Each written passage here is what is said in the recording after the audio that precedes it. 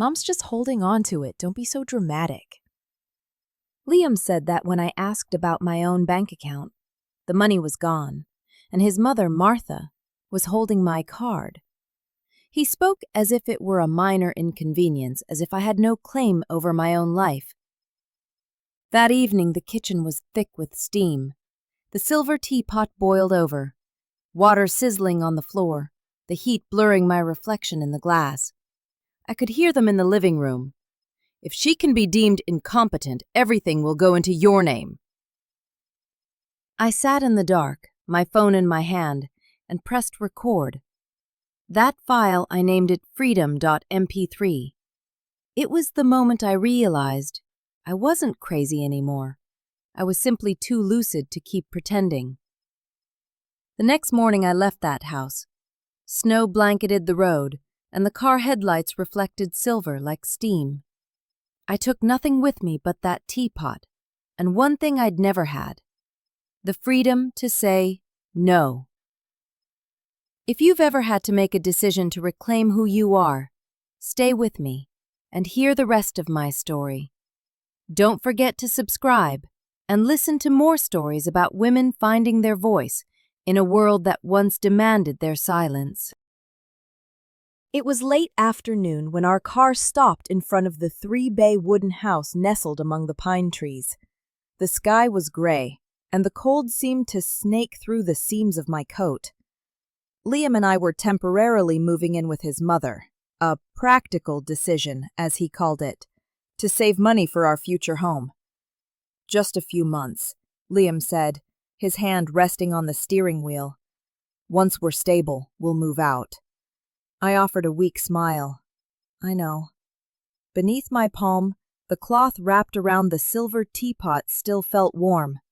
I brought it, not because I needed it, but because it was a familiar piece from my own mother, a small anchor, a way to remember that I still had roots somewhere. The gravel path led up to the porch. The faded doormat read, "Home Sweet Home." Liam knocked. Martha opened the door, her smile appearing and disappearing in a quick, unsettling flash. Her embrace was long and cold, a greeting devoid of genuine warmth. "Welcome home," she said, her voice raspy. "I missed you, Mom," Liam replied, sounding sincere. I offered a small nod. "Hello, Martha." Her eyes swept past my suitcase and settled on my face. "You look tired. Moving here to rest is exactly what you need." "Yes, thank you." "Call me Mom, dear. It's more familial," she added, holding the smile. "Sure, Mom." I heard my own voice, faint as a sigh. The old wooden house was eerily silent, smelling faintly of beeswax and aged pine. The air felt thick, enclosed, as if it had only ever breathed in, never out. Light from the small windows fell onto the floor, cutting long, honey-colored streaks. The walls were dense with clocks and photos of Liam's childhood. Liam in a baseball cap, Liam hugging a retriever, Liam sitting beside Martha in front of a three-tiered birthday cake. I walked slowly down the hall, hearing the rhythmic ticking from 10 different directions, overlapping like the heartbeat of this house. "Everything's still the same," Liam said, a hint of awkwardness in his gaze. "Of course," Martha replied. "I haven't changed a thing." I gave a faint smile, tucking my hands deep into my coat pockets. Standing in that room full of memories, I felt like a trespasser, an outsider squeezed into a lifetime of history that wasn't mine. The living room was tidy to the point of being untouchable. Sofas were draped with lace runners, and glass shelves glittered with antique porcelain. From the corner, a grandfather clock chimed softly, its pendulum swinging steadily, not loud, but enough to make my chest heavy. Martha said, "You can leave your things in the living room for now. I've kept Liam's room exactly as it was, just changed the sheets." "Liam's room?" I asked. "Yes, my son's room." Her tone was neutral, And that's what made it so difficult to react. I nodded, forcing a smile. Liam squeezed my shoulder gently. "It'll all be fine, honey. Trust me." "I trust you." I said the words, but felt like I was borrowing someone else's voice. The house slowly sank into the late afternoon gloom. The sound of the clocks, the wind, and our 3 breaths bumped against each other without forming a conversation. I stood in the hallway, looking at a framed photo of 10-year-old Liam. That old smile was still hanging there, so bright it seemed to dim the rest of the room. I opened the last box in the kitchen. Yellow light slanted across the cold stone counter. Amidst the dishes, I found my mother's silver teapot, scratched, worn, but still clearly reflecting my face, faint and a little distant. I washed it, dried every dent, and placed it on the stove, not to make tea, but as a silent declaration. I have a place in this house, too. Martha walked past, saw the pot, and stopped. "That's lovely," she said, her voice even. "It was a wedding gift from my mother." She gave a slight nod. "It looks a bit out of place, but leave it there, I suppose." The comment wasn't harsh, but it wasn't warm either. I offered a slight smile. "Yes, that's what I intended." She continued on, her heels ticking steadily on the wooden floor. "The first night in the new house, Liam fell asleep within minutes. He never had trouble sleeping. I, however, could not. The darkness was absolute, and the wind whistled softly through the old window frame. From the kitchen, a yellow light cut through the hallway, casting long breathing-like streaks on the wall. I listened. The regular tick of the grandfather clock. The sound of someone turning over in the next room. Then, footsteps pacing the floor, slow, measured, as if counting the distance. I held my breath. The pacing stopped right outside our door. No knock, no call, just silence, thick and cold. "Liam," I whispered, "did you hear that?" He stirred, mumbled, "Probably the house settling. It's old." "Yeah, maybe." I waited. 1 minute, 2 minutes, nothing more. The door remained closed. I sat up, glanced at the bedside clock. 1:17 a.m. Outside the window, the shadows of the trees stretched long across the wall, gently swaying like a figure standing just there. "She's just being thoughtful," I told myself. Maybe she wanted to check if I was comfortable, or if I could sleep. But an intuition had begun to tap lightly, just enough to make my heart constrict. I pulled the blanket up to my shoulders, lying still, listening to the wind scrape against the chimney. A faint scent of tea, seemingly carried from the silver pot on the stove, seemed to drift into the room. Not real tea, but a memory. My mother used to say, "Tea is only good when the water is perfectly boiling, not overflowing, not lukewarm." I thought about my mother, about the small apartment that had been mine alone, where everything was simple, where I knew exactly whose footstep was moving in the night. Here, every sound was foreign, even the sound of my own heart. A moment later, I heard the window creak softly. The wind snaked in, bringing dampness and the smell of dry leaves. I got up, closed it, then looked down at the yard. Silver moonlight covered the pathway, reflecting like dew. From the corner of the garden, the shadow of the cypress tree stretched long, looking exactly like someone standing there, watching. "Stop it," I told myself, my voice trembling. "It's just the wind." But in my heart, something small and resolute whispered, "No, it's not just the wind." I returned to bed. Liam was still asleep, his breathing steady. I listened to my own heartbeat, syncing with the ticking of the clocks throughout the house. Each beat felt like a gentle warning. This place might be beautiful. It might be quiet, but it was not necessarily safe. Before closing my eyes, I looked toward the hallway, where the kitchen light still faintly bled through. On a distant shelf, The silver teapot caught the glow, shimmering as if it were breathing, and I knew, from that moment on, I would never hear its boiling sound with an innocent ear again. Early in the morning, sunlight angled through the curtains, drawing thin streaks of light across the countertop. I was boiling water when Martha stepped into the kitchen, her beige sweater neat, her hair pulled into a tight bun. She glanced at the clock, then at the kettle, as if it were the first test of the day. "The water isn't hot enough yet," she said softly. "You should turn it off the moment you hear the first hiss, not let it boil over." I smiled. Right, I thought that would be acceptable. She pulled out a chair and sat down, her eyes fixed on my hands. "And when you pour, you must tip the pot slowly. Don't disturb the aroma. In this house, tea is always brewed before 7:30. I paused, exhaling subtly. This morning, Martha adjusted the way I brewed tea, the placement of the spoon, even the time I opened the window. Everything had its own set of rules, unwritten but ever present. "That window, open it a little later," she instructed. "The cold air outside will cool the tea too quickly." I nodded. "Yes, I'll remember." I couldn't count how many times I had said that in my life, but each time I repeated it, it felt like a small surrender. She looked at me, her smile thin as thread. Good girl. Just 2 words, but they dropped into the space between us like cold water. I quietly turned the silver spoon in my teacup, listening to the tiny clinking sound.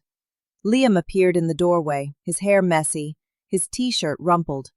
"Mom, let Grace do it her own way," he said, his voice a mix of waking and groggy. She turned to her son, her gaze instantly softening. "I'm just teaching her. This house has its customs." Liam laughed it off. "That's just Mom being Mom. Don't mind her." He placed a hand on my shoulder, his smile tired but kind. "Mom's harmless." I looked at him and simply replied, "Yeah, I know." But inside, I felt like a stranger in this kitchen, relearning how to make tea, how to breathe, and how to exist without making a sound. The sunlight now shone directly into the window. Martha stood up and drew the curtain closed. "Direct light will fade the fabric, and you shouldn't leave the spoon in the cup. It looks impolite." I remained silent. There was something in her tone, not loud, not sharp, but it held a passive force that made me automatically pull the spoon out and place it on the right side. When the tea was poured into 3 cups, she pushed one towards Liam, while I had to take mine. It was a small matter, yet everything small had its own rule, and I began to realize, in this house, space was measured by boundaries, between Mom and the other. Breakfast passed in a strange, heavy quiet. The sound of the clock, the clinking of cups, and my repeated yeses formed a steady rhythm, gentle enough not to shatter anything, yet tight enough to stifle a breath. When Liam stood up to leave, he kissed his mother lightly on the cheek. "I'll be home early." Martha nodded, watching him with a look of proud adoration, a light I had never seen directed my way. He turned to me. "You all right?" I smiled. "I'm fine." But inside, something had just curled inward, small but distinct. A light drizzle began to fall as we sat down for dinner. The scent of roasted meat and sauce diffused gently through the room. Martha arranged each plate with the care of a ritual. Liam sat opposite me, smiling comfortably. I tried to match their pace, but in this room, even a smile seemed to require the right tempo. When everything was served, Martha portioned food onto Liam's plate without looking at me. "Have a little more, son," she said, her voice completely softened. "I miss this dish so much," Liam replied, serving her a piece in return. I quietly ladled my soup. My spoon tapped the side of the bowl, a tiny sound, but enough for her to glance over. It lasted only a second before her attention returned to Liam. "How's work?" "It's going well, Mom. I might get a raise next month." "Good. I knew you would." They talked about projects, financial plans, and old colleagues I didn't know. I sat between them, listening to their voices merge with the wall clock, a slow, steady rhythm that completely omitted me. Martha didn't ask me a single question. It wasn't hatred, it was that I seemed to exist outside the sphere of necessary concern. Occasionally she smiled politely, but her eyes stopped somewhere behind my shoulder, a kind of cold courtesy. Liam didn't notice. He smiled, ate heartily, and recalled childhood memories. "Remember, Mom, when I was grounded for spilling soy sauce all over the table?" Martha chuckled. "I do. I didn't let you touch a condiment jar for a week." They both laughed.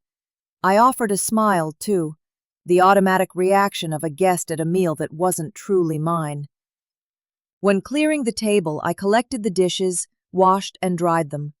The soap and steam made my hands sting slightly. From the living room, I could hear them talking still, their voices steady and warm. I couldn't make out the whole conversation, only disjointed words. Stable. Finally. Good to have him home. I returned to the room and opened the small journal I'd brought from my old apartment. The lamplight fell on the page. I wrote slowly, each stroke compressed. Silence is sometimes a form of power. I paused. Outside, the rain fell steadily on the wooden roof, each drop heavy.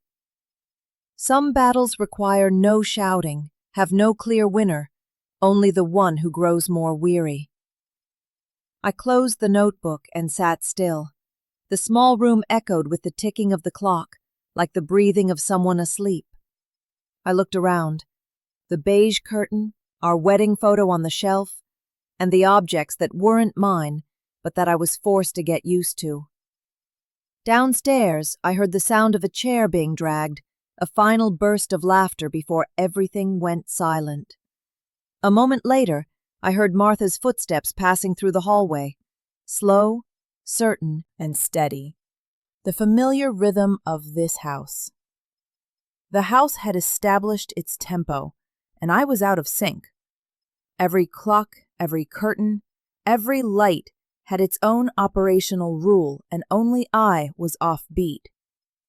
I lay down, blanket pulled up to my chest, watching the yellow light wash over the ceiling.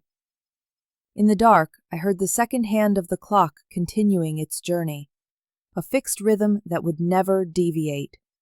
And I knew, from this night forward, I had to learn to breathe in time with it, or be left behind in the silence. On Sunday afternoon, sunlight filtered through the curtains, falling onto the floor in tired yellow streaks. I was folding laundry when the door quietly opened. Martha entered the room without knocking, without waiting. "I just wanted to help," she said, her voice light as a whisper. She walked over to the closet, opened the door, and deftly began unhooking my wool sweaters. "You shouldn't hang wool like this. It stretches out the shape." I walked closer, stopping short. "You don't have to, Mom. I can manage." She didn't stop, only smiled, a smile just wide enough to maintain courtesy. "You're young. You don't know the proper ways. I'm just tidying up. Don't be shy." Each piece of clothing was refolded, perfectly aligned, and moved to a different shelf. There was nothing violent in the action, yet I felt as though everything belonging to me, even my personal space, was being touched by hands accustomed to control. I stood there, trying to keep my voice even. "You're doing too much. It's nothing, just helping you out. You know, when living together, order is important. It keeps everyone at ease." She turned to me, the smile still on her lips, but her eyes seemed to be measuring the distance between us, inch by inch. After she left, the room still held a faint scent of her perfume, mixed with the smell of old wood. I looked at the closet. Everything was now perfectly organized, almost foreign. White shirts, gray shirts, beige shirts, sorted by height as if censored. I opened the small drawer where I kept my notebook. It was there, but slightly crooked, as if someone had just moved it. A shiver ran down my spine. I closed the drawer then sat on the bed, my hands clasped together. Whose house am I in? That afternoon, I drove to the small coffee shop where Celeste worked. She was a friend from design school, now a therapist. The smell of coffee mixed with soft jazz made it easier to breathe. I know you're living with your mother-in-law, Celeste said, her voice calm. Yeah, she's not malicious. It's just that she's always present in your space. I gave a strained laugh. Exactly. She stirred her coffee and looked at me. Grace, if you feel yourself getting smaller, start by setting boundaries. Boundaries? Not walls, just the ability to say no when needed. When someone enters your space uninvited, you don't need to smile to rationalize it. I fell silent, staring down at my coffee. The milk foam had dissolved, leaving a smudged circle, like a faint imprint of countless small tolerances. Celeste tilted her head. You know, prolonged silence can become a habit, and that habit will lead others to believe they have the right. I nodded, her words echoing in my mind. If you feel yourself getting smaller, start by saying no. When I left the cafe, the sky was darkening. The wind was cold but refreshing. I drove slowly through the lit streets, the phrase lingering in my mind like an unfinished soundtrack. Back home, I walked up the stairs, the light from the hallway casting a warm glow on the wooden floor. The door to our room was slightly ajar. I pushed it open gently. The familiar scent of perfume still lingered. That evening, when I told Liam about his mother coming into the room unannounced, he just sighed. She's lonely, that's all, he said, his voice soft, as if everything could be solved with kindness. She's used to living alone. You're being too sensitive. I looked at him. I'm not angry. I just find it exhausting to always pretend I'm fine. You're overthinking it. Maybe. That answer ended the conversation, but it left a fine line in my heart, like a crack in a mirror, not large but impossible to conceal. Dinner that night smelled of roasted chicken and stewed vegetables. Martha arranged everything perfectly, as usual. Liam talked about work, and I remained quiet, listening without being able to join in. She served the best piece of meat to Liam, then poured water. When I reached for the serving fork, her hand brushed mine very lightly, but enough to make the food slip off the spoon. The clatter of the dish hitting the plate was dry and sharp, the first visible fracture in what was meant to be a calm dinner. I bent down to pick it up, but Martha was quicker, saying softly, "Be careful, Grace. You're always dropping things." Her tone wasn't sharp, just an observation, but the timbre sent a chill down my spine. Liam looked over.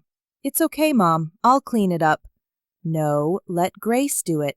Her hands are faster than mine." The sentence hung in the air, light as a piece of paper, yet heavier than silence itself. I gathered the porcelain shards into my palm. A small piece nicked my index finger, drawing blood. I said nothing, just went to wash my hands. The water running over the scratch stung like a needle. In the mirror above the sink, I saw my reflection, pale, mixed with the yellow light. I wondered, am I really being too sensitive? When I returned, the meal continued as if nothing had happened. Martha poured more water, Liam talked about a new project, and I sat down, forcing down the now cold piece of meat. No one was looking at me, yet I felt distinctly outside the frame.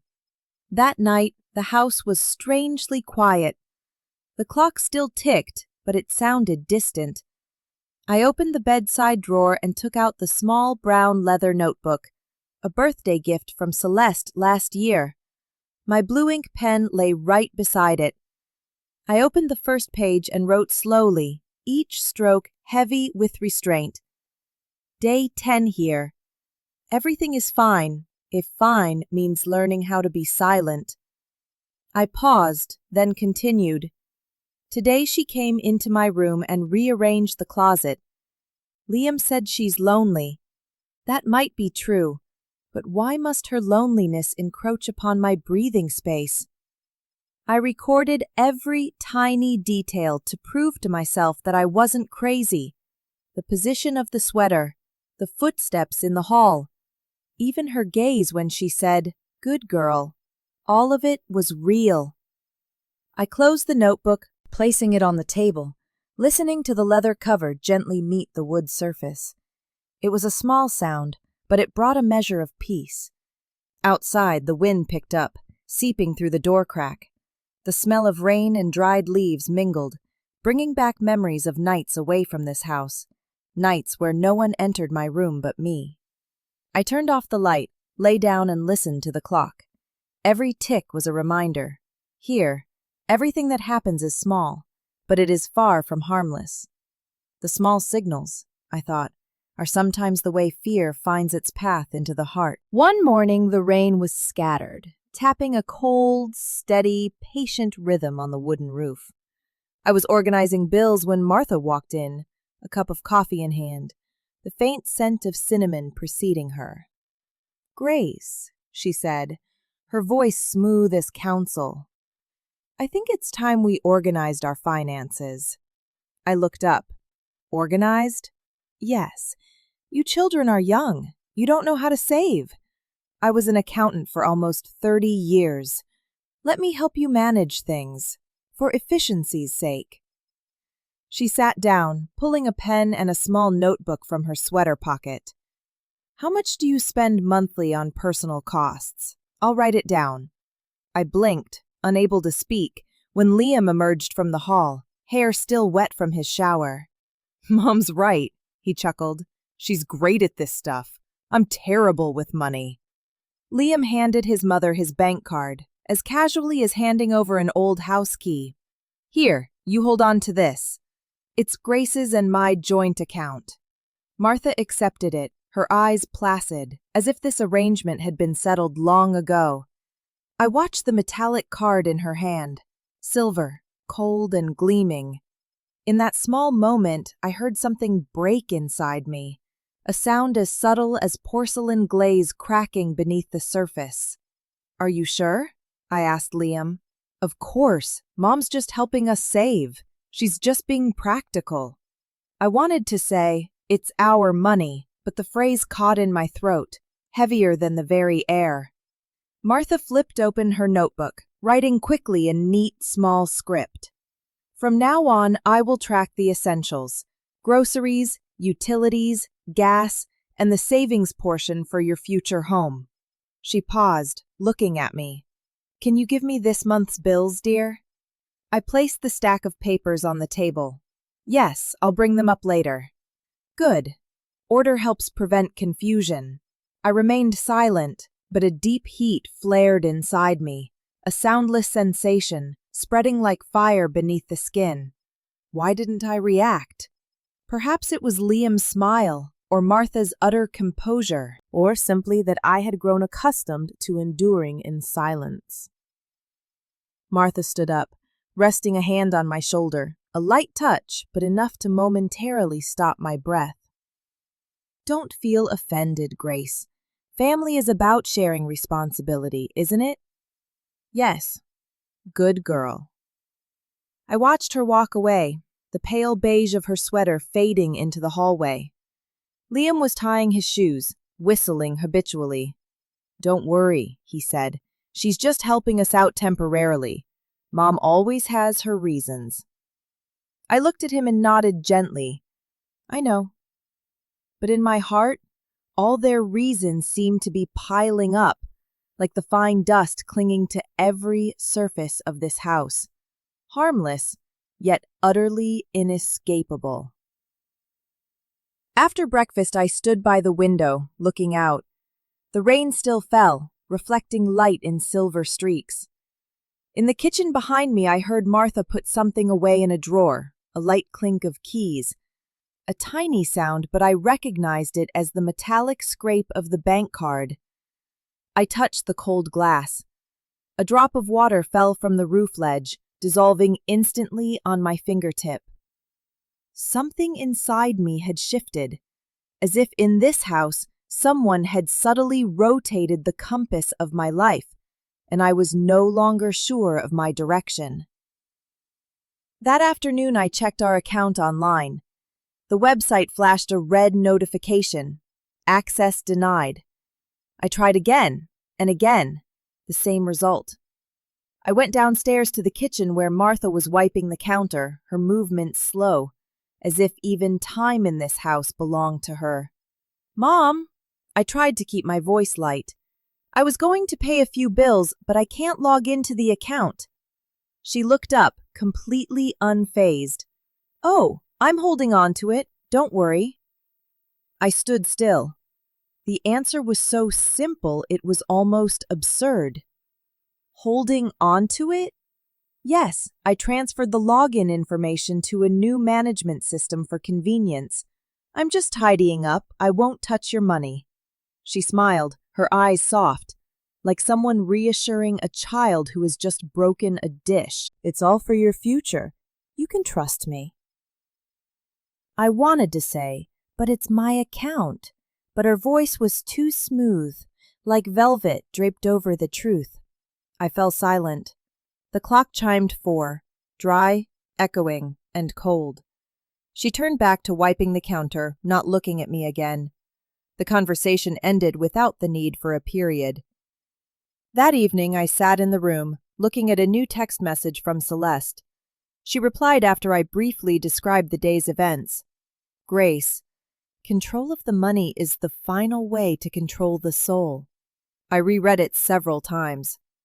If someone convinces you that you need them to live, they've already started claiming the essential part of who you are.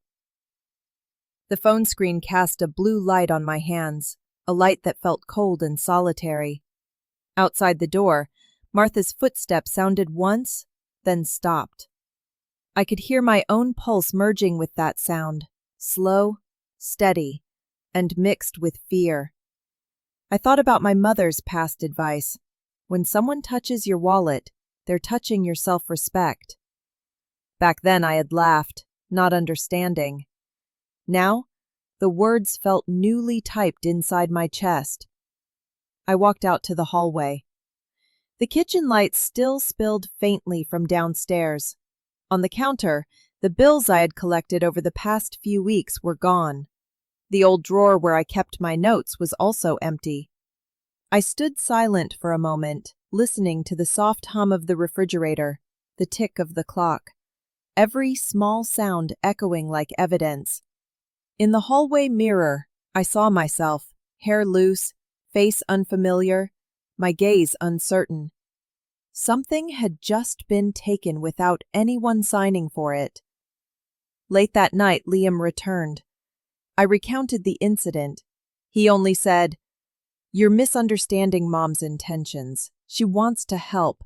She has experience. Let her make it easy for us." I looked at him for a long time. And me? Where do I fit into that easy? He didn't answer, just took off his jacket and hung it up. "It's just money, Grace." "No," I whispered. "It's what's left when everything else has been taken." He looked at me, weary. "You're making too much of this." And that was it. The door closed.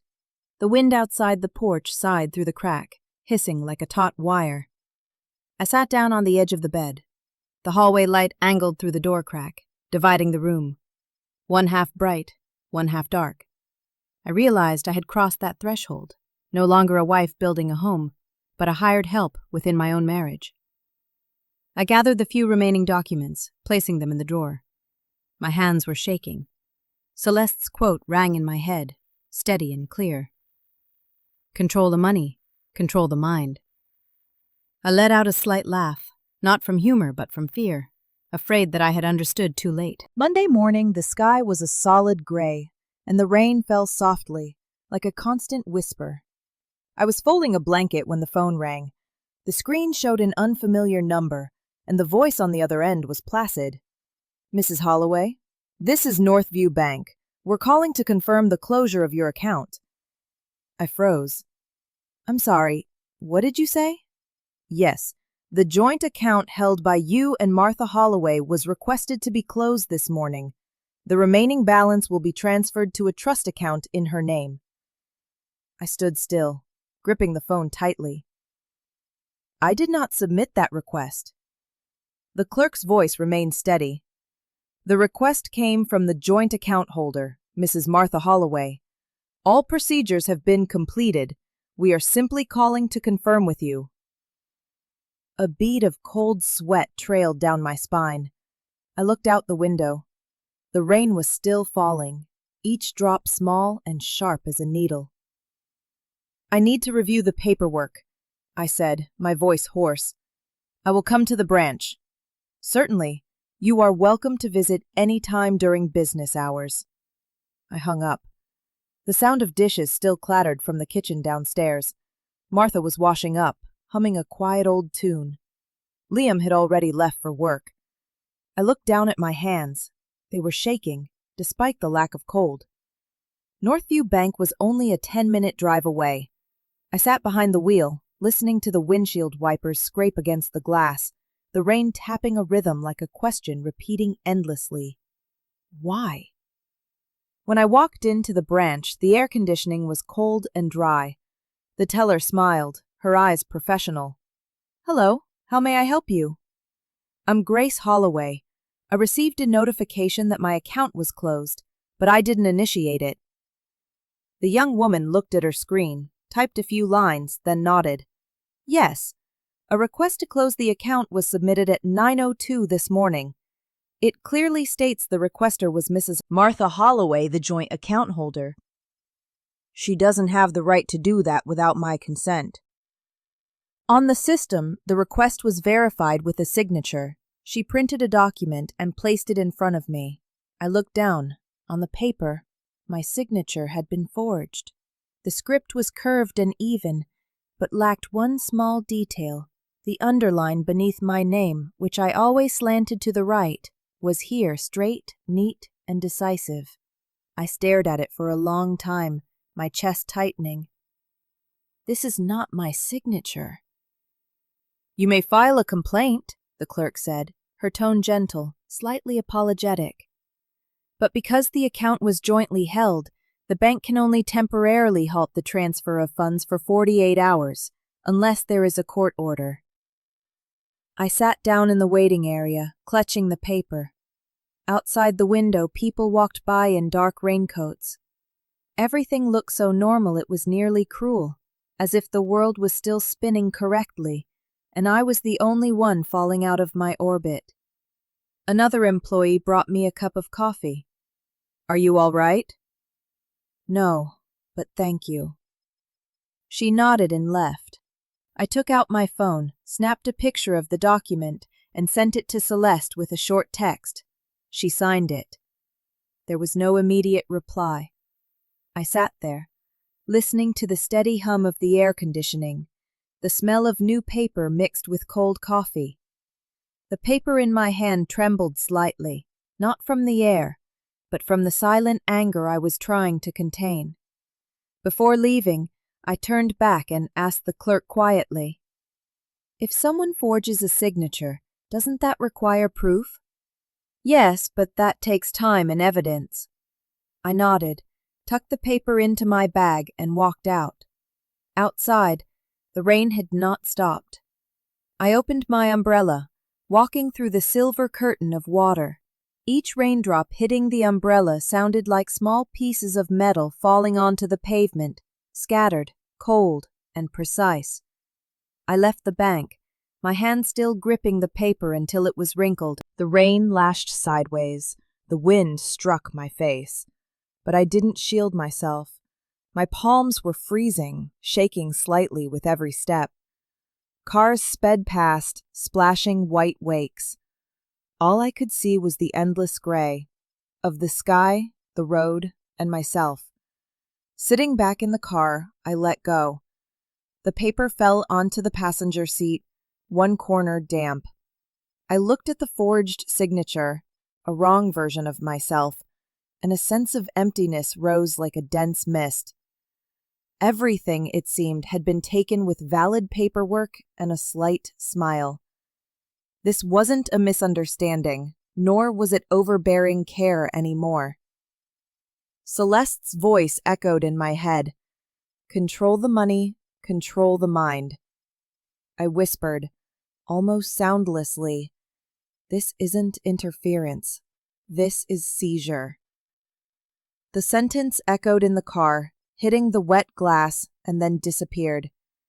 I closed my eyes, listening to the rain fall on the roof, thick, steady, and cold. Part of me wanted to call Liam. The other part remained silent, because I already knew the outcome of that conversation. You're overthinking it again, Grace. I started the car, driving slowly home. Every turn felt like floating in a fog. In front of the porch, Martha was collecting the afternoon mail. She looked up, saw me, and smiled faintly. It's pouring outside. Are you all right? I'm fine, Mom. Good. I made soup. Change your clothes and come down to eat. Her voice was soft and even, as if nothing had happened. I just nodded, slipping through the door. In the room, I changed, looking at myself in the mirror. Hair damp, eyes shadowed.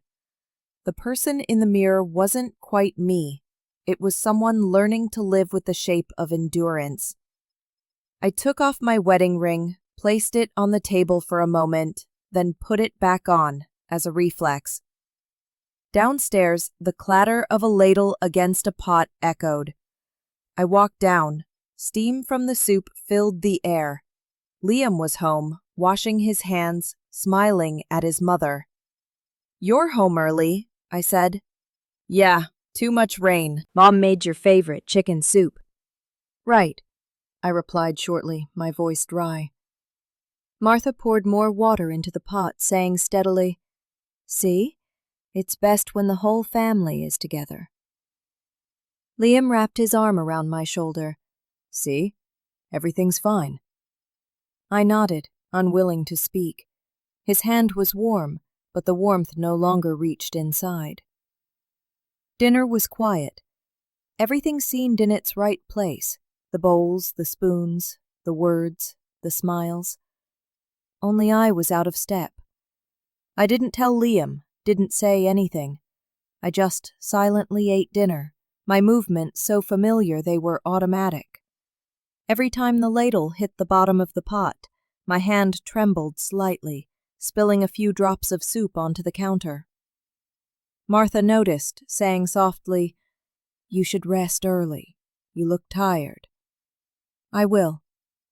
Tomorrow will be better. I offered a smile. Maybe. While they talked in the living room, I washed the dishes, letting the hot water run over my wrists, trying to soothe the cold feeling inside. Soap bubbles burst, dissolving down the drain. Each small bubble vanished like a swallowed thought. Late night. I sat alone at the dining table, looking at the still wet ladle. In the light, the steel gleamed faintly, reflecting my face, distorted. I thought about the signatures, the numbers, and how everything could be taken with just a few lines of paperwork. I took a deep breath and wrote in my journal, When people want to take your freedom, they don't use chains. They use paperwork. Outside, the rain had stopped, but inside me, the storm was far from over. I waited until evening to speak, not out of fear, but to ensure I could say the words without my voice shaking. Liam had just showered.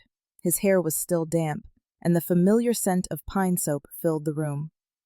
He was scrolling through movies on the TV when I approached him, the wrinkled bank document in my hand. We need to talk, I said softly. He looked up, a flicker of surprise in his eyes. What about? The joint account. I just found out it was closed. Your mother did it, and I never signed for it. A beat of silence. Liam put the remote down, frowning. Grace, don't make a big deal out of this. Mom is just holding on to it. Don't be so dramatic. I looked at him, trying to smile, but my lips wouldn't cooperate. Holding on to it? Yes, she just wants to help, you know that. She thinks it's safer this way. I chuckled softly, a joyless sound. Holding on to my self-respect, too? Liam stiffened, offering no reply. I saw a clear moment of confusion in his eyes, as if he were standing between two streams of water, unsure which one was home. Grace, he sighed, you're misunderstanding. Mom is just looking out for us. I placed the paper on the table, the ink slightly blurred by the morning rain. I'm not misunderstanding. I'm just asking why everything we own is always in someone else's hands. From the kitchen, the faint clink of porcelain echoed.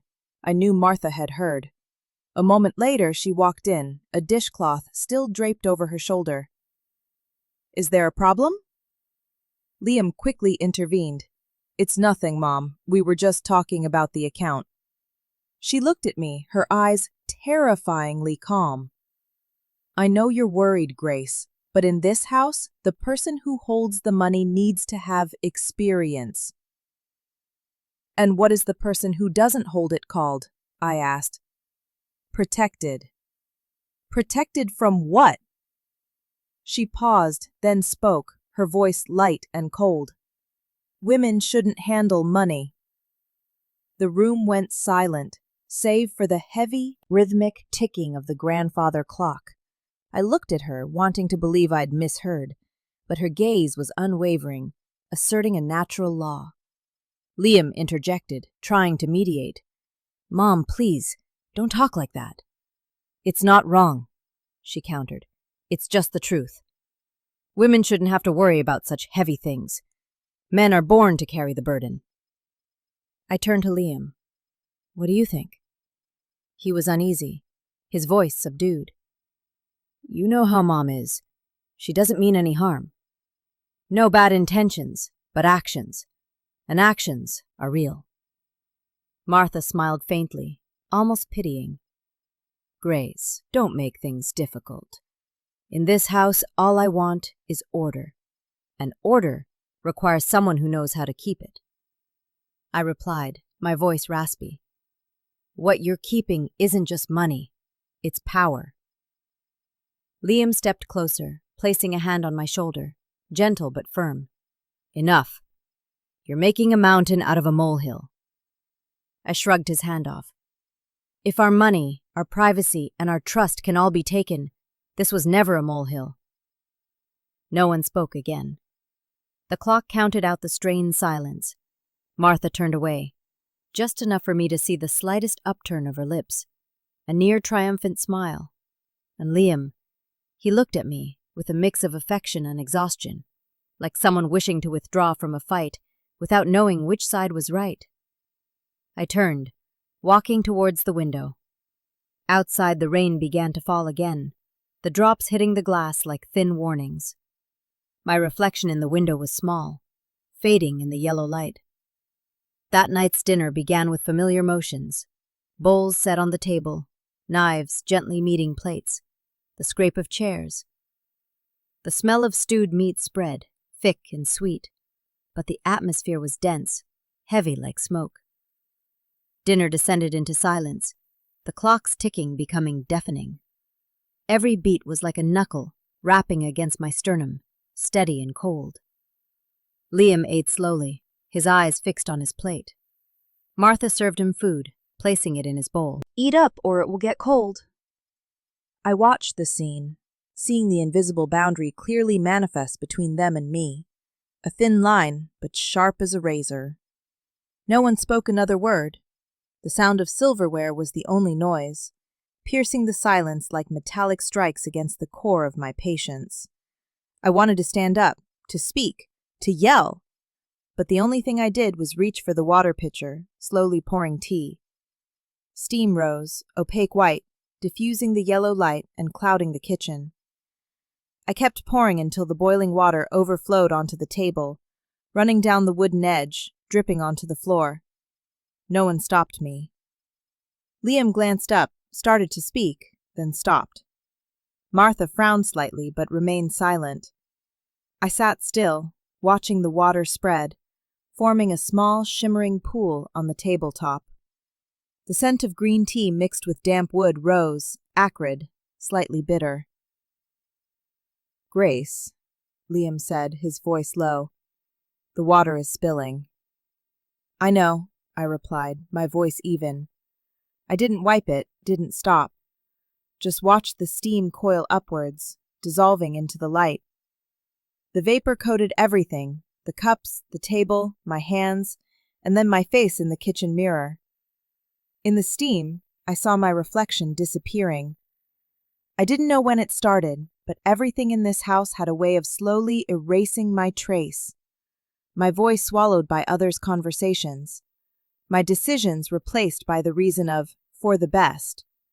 And now even my physical form blurred in the mist. I closed my eyes, listening to the grandfather clock. Each tick was a cut into something fragile inside me. Martha stood up, took a paper towel and wiped the table, her movements calm, as if cleaning up a clumsy child's mistake. "It's okay," she said, her voice sweet as honey. "It's just water." I opened my eyes, looking at her, seeing the reflection of the kitchen light in mine, faint and dim. Liam put his chopsticks down. "Mom, let me." "No need," she smiled. "I'm used to it." Then she bent down, wiping the spilled water, her voice gentle as if teaching a lesson. "In this house, everything must be neat." I didn't reply. In my mind, there was only one thought. Sometimes people call possession care, and they call silence peace. When the table was dry, I stood up, washing my hands under cold running water. The water streamed over my wrists, stinging, pulling me back to myself, the part remaining after the haze. Martha said something about weekend plans. Liam nodded. I heard them, but no longer understood. The dripping sound from the faucet mixed with the clock, creating an empty rhythm, like the heartbeat of this house, steady, but devoid of life. I returned to the table, turning off the light, letting the steam dissipate into the darkness. The scent of tea lingered, faint and bitter, like words left unsaid. And in that silent night, I knew that what was leaving me wasn't happiness, but the belief that happiness had ever existed. Thursday morning, the sunlight was dim through the curtains, cold and pale like an unwritten page. I had just finished making coffee when Martha walked in, holding a white envelope. She placed it on the counter as carefully as if she were presenting a gift. "Grace," she said, her voice even, gentle, without a hint of question. "I have something for you." I wiped my hands on a kitchen towel and opened the envelope. Inside was a psychological evaluation appointment form, printed with a bold header, the hospital logo in the corner. She waited for me to read it, her eyes bright but quiet, like someone certain of the reaction. "I just want to make sure you're all right," she added, a supposed explanation that was, in fact, a declaration. I looked at the paper, the date, the time, the address, even the doctor's name were all filled in with neat, rounded script. Part of me wanted to ask why, the other part just stood there, as if the question was already too late. "I don't need to go, Mom," I said slowly. "I'm fine." "It's just a checkup," she replied, her smile unchanged. "Everyone needs to be sure about their health, especially you. You've been a bit sensitive lately." The word sensitive dropped into the kitchen like a drop of oil in water, slowly spreading, refusing to dissolve. I folded the paper and put it down. "Do you think I have a problem?" No, Grace. She tilted her head, her gaze softening slightly. I just think you should talk to a professional. No one wants to see you exhausted. She smiled, so gently it was hard to resist. I'm just worried about you, dear. I nodded, struggling to maintain a calm voice. Yes, I know. You're always worried. That's right. Who wouldn't be worried seeing a loved one change? That statement sent a chill down my spine, even as the sun shone through the window. I unfolded the paper again, the light reflected off the surface, clearly illuminating every line of text. And when my eyes reached the bottom section, I froze. Under the line for emergency contact was the name, Martha Holloway. Not Liam. Not filled in by me, but by her. I looked up, about to ask, but Martha had already turned, pouring more coffee into her cup, her voice drifting off as if nothing unusual had happened. Just go. It's only one session. You'll thank me later. I remained silent, listening to the clock hands tick through the heavy seconds. The air in the room was suffocatingly thick. Mom, I whispered, have you talked to Liam about this? She smiled. Of course. My son worries about you just as much as I do. He knows you put your name here? She shrugged, still perfectly calm. It's just protocol, Grace. If anything happens, they need someone who knows the situation. And that person is you. Who else? The answer fell, light yet profound, like a pin being firmly driven into a map, marking a territory I no longer owned. I looked at her, the smile still there, polite, rounded, flawless. I offered a weak smile of my own. You're so thoughtful. She thought I was thanking her and nodded, her voice filled with satisfaction. Yes, I only want what's best for you. As she left the kitchen, the morning light hit the paper, reflecting a blinding white. I watched her go, her back receding down the hallway, but the authority of her footsteps still filled the house. I picked up the paper, folding it slowly, and for the first time in weeks, I heard a small sound within me. Not fear, but clarity. I stood in the bathroom longer than usual. The yellow light of the lamp cast blurring streaks like smoke on the mirror. When I looked up, I caught my own reflection. Eyes dull, barely recognizable. The woman in the mirror had a familiar face, but she was vacant, as if someone had meticulously peeled away all her emotions. No more anger, no more tears, just exhaustion, wrapped in a layer of feigned calm. I bent down and turned on the faucet. The rushing sound drowned out the noise in my head. The cold water on my hands made me shiver. I wanted to believe that if I just washed my face, I would wake up. But the image in the mirror remained the same, faint, silent, and distant. Martha's voice from this morning echoed in my head. I just want to make sure you're all right. All right. A small word, but when defined by someone else, it could become a set of shackles. I left the bathroom and walked straight to the wooden closet. The room was dimly lit. The framed photos on the wall seemed to be watching. My hands trembled slightly as I pulled open the third drawer. The smell of old wood and clean fabric wafted out. I searched for the silver teapot, the only thing truly mine in this house. It lay still in the cotton cloth, cold and heavy. Touching it, I felt like I was touching a piece of memory that hadn't yet cooled. My mother, the small kitchen, the sound of boiling water, and her familiar reminder, "Don't let the water boil too much, Grace. Even steam knows pain." I held the pot in my hands, gripping it tightly, like someone trying to find an anchor in a room that was spinning off its axis. The metal was icy, but that coldness was what made me feel alive.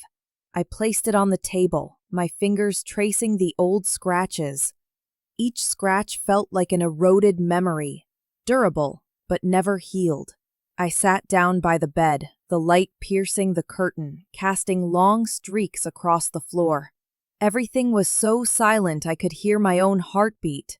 If steam had a soul, it would surely understand the feeling of being suppressed, boiling up, trying to escape, then dissipating upon contact with the air. I whispered softly, if steam had a voice, it would surely scream. The sound was tiny, almost dissolving the moment it left my lips, but I knew I had just spoken the most honest words in weeks. I placed my hand on the pot, imagining the steam rising, stifled inside, waiting only for a crack to break free. Outside the door, I heard Martha talking on the phone, her voice low but distinct, as if intentionally letting me hear. Yes, I think she needs further observation. Grace is sensitive. She always has been. I sat motionless, listening to every word, each one a tiny drop of water falling onto hot metal. I looked back at the pot. The silver reflected my face, distorted, as if looking at another person. A thought flashed, small, but bright. If I don't claim my own space, no one else will keep it for me. I wrapped the cloth around the pot and carefully put it back in the drawer. My hands were still shaking, but this time not from fear, but from knowing I was about to do something irreversible. The light from outside streamed in, casting my shadow on the wall, a faint figure, holding something silver and gleaming in her hands. I looked at it for a long time, then whispered, "At least, there's still something that belongs to me." The chill in the room made me inhale deeply, feeling my heart pound again, clear, alive, and hurting. In the afternoon, the sky was covered with thick clouds. I drove through the street leading to Celeste's office, the wind hitting the car window in increasingly strong gusts. The sign, Ryan Therapy and Counseling, appeared behind the rows of changing maple trees. I stopped the car, took a deep breath, and walked in. The room was the same as before, cream walls, a faint lavender scent, soft light filtering from the old desk lamp. Celeste looked up from a stack of files and offered a warm smile. "Grace," she said, her voice low and calm, "you finally came." I sat down, my hand tightly gripping the cup of tea she poured. The scent of mint wafted out, warm yet unsettling. "Celeste," I said, my voice catching, "I need to know I'm not losing my mind." She tilted her head, looking at me for a long time, her eyes not scrutinizing, only listening. "Do you hear what you just said?" I said, "I need to know I'm not crazy." Celeste nodded gently. "If you're still questioning that, it means you're sane. Crazy people never ask." I looked down at the teacup, the steam rising opaquely. "Everything at home is like a net. She says things that sound reasonable, does things that look kind, but gradually I feel more and more constricted. Every time I react, Liam says I'm too sensitive. Every time I stay silent, they assume I'm weak." Celeste jotted down a few lines, then looked up. "Gaslighting," she said softly, "a form of psychological manipulation. It makes people doubt their own perception." I exhaled, the sound lost in the hum of the air conditioning. "So what do I do?" She put her pen down. "Evidence, Grace. If you want to reclaim your voice, start with proof. Every word she says, every action. No need for confrontation, just record." I nodded slowly. "You mean?" "They're discussing planning to record, saving evidence of every conversation." Celeste spoke slowly, clearly enunciating every word. "Starting today. No challenging, no arguments. You just need to listen and let the truth speak for itself." I stayed silent for a moment, listening to her pen tap lightly against the notebook. Outside the window, the rain started falling. Drops streamed down the glass, dividing the images into blurred streaks. "I'm afraid," I whispered. "What are you afraid of?" "Afraid they're right. That I really am going crazy." Celeste shook her head. "People who are controlled are always made to believe that. But you have me, Grace. I believe you.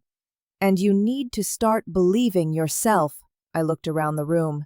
Everything was calm. The warm light shone on the framed photo on her desk. Celeste smiling with her small daughter. I felt peace, but also envied that normalcy. Do you think I can get out? Celeste smiled. Getting out doesn't mean running. It means seeing everything clearly, then walking away with clarity. I nodded, a mix of fear and relief swelling in my chest. She handed me a small black smooth USB drive, a recording device. Compact, discreet, easy to use. When you listen back, you will know what is real and what is not. I took it, gripping it tightly in my hand. The metal was cold, like reality itself, clear, solid, undeniable. Before I left, Celeste lightly touched my shoulder. Grace, I won't tell you to be strong. I just want you not to turn off the part of you that still believes in the truth, I replied softly. Thank you. Stepping out of the office, the rain had stopped, leaving the street slick and reflecting the gloomy sky. I walked to the car, the small USB in my pocket, like the first piece of a key, not to open a door, but to confirm that the door was real. Night fell, and the house was so quiet I could hear the wind sweeping past the window panes.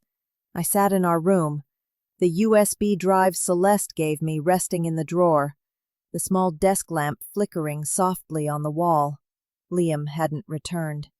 Only Martha's footsteps moved in the hallway, slow, certain, and rhythmic. I opened my laptop, checking the microphone. The light glowed green. Everything was ready. A moment later, Liam's door closed. From the other side of the wall, Martha's voice drifted out, low and steady, like a prayer being recited. You have to understand, she said. Someone like her is easily unbalanced. The longer you wait, the more she'll think you are in the wrong. Liam replied softly, almost a breath. Mom, I don't want to hurt her. She laughed, the sound small but cold. Hurt her? You're saving yourself. If she is deemed unstable, everything will revert to your name. The statement sliced through the air like a thin blade. I sat motionless, my hands clenched into fists. The small room suddenly constricted, leaving only my own breathing, heavy and dry. Martha continued, her voice smooth as sewing thread. Don't worry. I've already arranged things with the doctor. A few sessions will be enough. Then, silence. I don't remember how I breathed after that. I only know that when the last sound faded, I turned on the screen and stopped the recording. The file name appeared in the saved dialogue, record_001.mp3. I deleted the default text, slowly typing out each letter. Freedom.mp3. My finger hovered over the enter key. A click sounded, small, but echoing far, like a signal that for the first time in months, I had done something that belonged to me. I closed the laptop and sat quietly in the dark. Outside, the rain began to fall, not heavy, just enough to blur the streetlights. I walked to the kitchen, out of habit, and turned on the stove to boil water. The small blue flame flared, tiny yet steady. Steam rose from the kettle, and for the first time, I found it beautiful. It was no longer a sign of endurance. Every white curl of vapor in the light seemed to speak for the part of me that had been locked away. I placed my hand on the counter, feeling the heat spreading from the kettle. Perhaps strength is not about shouting or fighting back, but about purposeful silence. The silence that knows it is preserving the evidence of the truth. When the clock chimed midnight, I sat by my cup of tea, listening to the rain, my heart slowly calming. I knew the path ahead would be long, maybe painful, but at least I had something they couldn't take. The truth in my own hands. The steam continued to rise, dissolving into the darkness, like a soul finding its way out. And in that brief moment, I knew. From now on, I wouldn't just record their voices. I would begin to listen to my own. That evening, the sky wasn't raining, but the clouds were so heavy they felt ready to spill onto the roof. The living room light was a weak yellow, filtering through the lace curtains, leaving broken streaks of light on the wall. Martha called the family together. She stood in the center of the room, her posture serious, like the chair of an important meeting, a silver teacup in her hand. "We need to talk about Grace's health," she began, her voice as composed as if discussing dinner plans. I sat on the opposite sofa, back straight, hands clasped together. "About my health?" I asked, trying to keep my voice steady. "Yes," Martha nodded. "For weeks now you haven't been sleeping, you haven't been eating, and you've been overreacting. I'm worried." Liam sat beside me, his gaze avoiding mine, his hands resting on his knees. She continued, as if every word had been rehearsed. "You know, sometimes stress throws people out of balance. I've spoken with Dr. Ryan, and they agreed to see you sooner. The sooner, the better." I paused for a moment, listening to the regular ticking of the wall clock. Then I reached into my coat pocket and turned on the recorder. A small click sounded, dry, clear, and irreversible. I lifted my head, my voice calm. "Go on, I'm listening." In that moment, the atmosphere in the room shifted. Martha froze, her eyes blinking momentarily, as if she had just realized something had slipped out of her control. "Grace, I want to hear it all," I interrupted, my tone even, neither elevated nor lowered. Liam turned away, head bowed, his hands tightly clasped, not daring to look at his wife. I clearly saw the blue veins standing out on his wrist. He let out a long breath, like a person caught between two crushing forces. "Mom is just worried about you," he said, his voice fading. "Do you believe I need this?" I asked. He gave no answer. Martha placed her teacup down on the table, the sound faint, but echoing like a discordant note in an old symphony. "Grace," she said slowly, "everyone just wants to help you. By calling a doctor, telling them I'm unstable, that's because you can no longer see what's good for yourself." I chuckled softly, a light laugh that sounded like a whisper of wind. Perhaps, but at least I'm lucid enough to realize who is trying to rewrite this story. Liam looked up, his dark eyes tired. "Grace, please, don't make things difficult for everyone." "I'm not making it difficult. I just want to be heard as someone with a voice." Outside, the wind began to blow through the trees, creating a rustling sound like a heavy sigh. Martha leaned back in her chair, silent for a few seconds, then spoke. "I have prepared everything. Tomorrow morning, you just need to sign." I looked at her, then at Liam. He still wouldn't meet my eyes. "How long have you known about this?" He swallowed hard. "Mom just said it was to help. Don't misunderstand." I nodded, a faint smile crossing my lips. "No, I understand perfectly." The room fell into silence. The weak yellow light made their faces seem half-faded. I clearly saw in Martha's eyes not worry, but calculation, the cold anxiety of someone afraid of losing their power. I quietly touched my pocket. The cold metal of the recorder made my heart beat slower, steady, and firm. The family meeting she organized to condemn me was now capturing every word, every breath, every pause between the false sentiments. And in that silence, for the first time, I felt I was no longer afraid.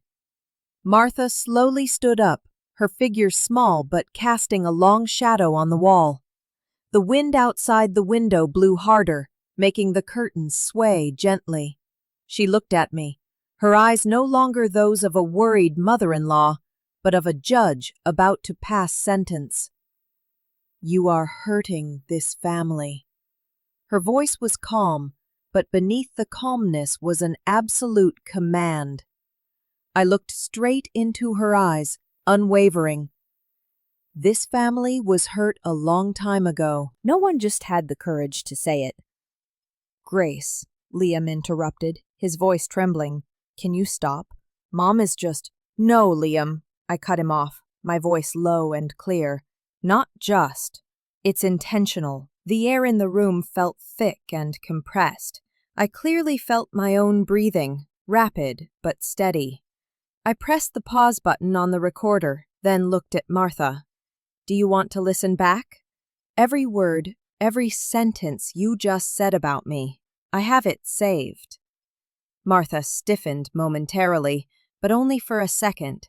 She smiled faintly, the smile thin as thread, easily broken. You think you can threaten me? No, I said.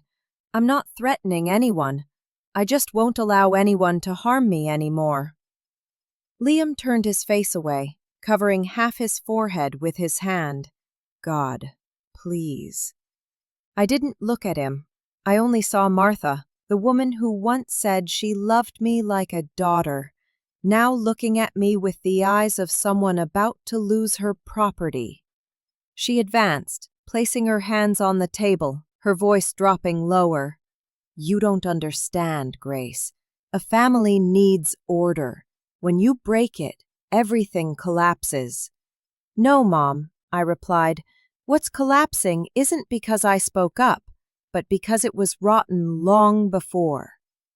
She breathed heavily, her eyes slightly moist, but no tears fell. I just want to protect what belongs to my son. I nodded slightly, my voice quiet. I know, but he is no longer a child. That statement was like a thin slice, but deep enough to silence the room completely. Liam looked up, his gaze vacant. He wanted to speak, but couldn't find the words. For a few seconds, there was only silence. The whole house seemed to hold its breath.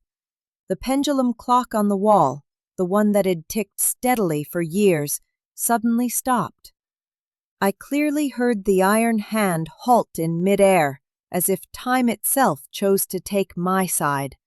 In that moment, I realized power in this house had changed hands, not through shouting, not through tears, but through a silence that was no longer rooted in fear.